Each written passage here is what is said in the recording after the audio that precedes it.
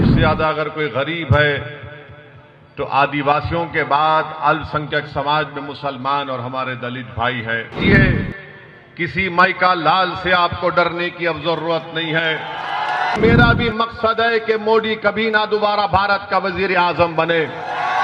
میرے عزیز دوستوں اور بزرگوں، یہ بات بالکل سچ ہے کہ بھارت میں اگر سب سے کمزور ہے سماجی طور پر، تعلیمی طور پر، اور سب سے زیادہ اگر کوئی غریب ہے تو آدیواسیوں کے بعد السنکھیک سماج میں مسلمان اور ہمارے دلت بھائی ہے۔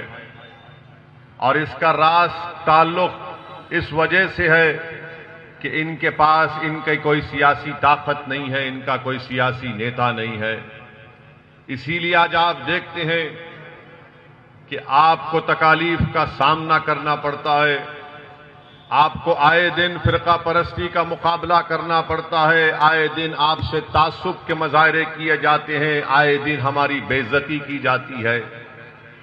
میرے عزیز دوستوں اور بزرگوں، مسائل کی ایک لمبی فہرست ہے، مگر یہ بات بھی سچ ہے کہ جب سے 2014 سے ہمارے وطن عزیز کے وزیر اعظم نریندر مودی بنے ہیں، ان تمام چیزوں میں بہت تیزی سے فرقہ پرستی میں اضافہ ہوا، نفرت میں اضافہ ہوا، تعصب میں اضافہ ہوا۔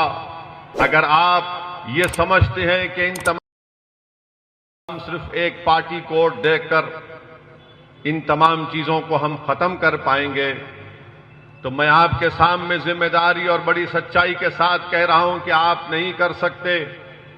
اگر آپ اس ملک سے فرقہ پرستی کو ختم کرنا چاہتے ہیں، اگر آپ راجستھان سے نفرت کا خاتمہ کرنا چاہتے ہیں تو میرے عزیز دوستوں اور بزرگوں، آپ کو ایک سیاسی طاقت بننا پڑے گا۔ گئے وہ دن جب آپ ڈر کر کسی کو ووٹ ڈالتے تھے، مگر آج اسد الدین اویسی آپ کے درمیان میں آ کر یہ کہہ رہا ہے کہ امید کی بنیاد پر ووٹ ڈالو۔ میں آپ سے اپیل کرنے آیا ہوں کہ آپ امید کی بنیاد پر جمیل خان کو کامیاب کریے، ڈر کی بنیاد پر کسی کو ووٹ مت دیجیے۔ کسی مائی کا لال سے آپ کو ڈرنے کی اب ضرورت نہیں ہے۔ من میں جو آپ کے بات ہے اس کو آپ سامنے لے کر آئیں۔ بھارت کے سمویدھان میں یہ لکھا گیا کہ آپ کو ایکوالٹی ملے گی، برابری ملے گی۔ بھارت کے سمویدھان میں لکھا گیا کہ بھائی چارگی پیدا کرنا ہم تمام کا کام ہے۔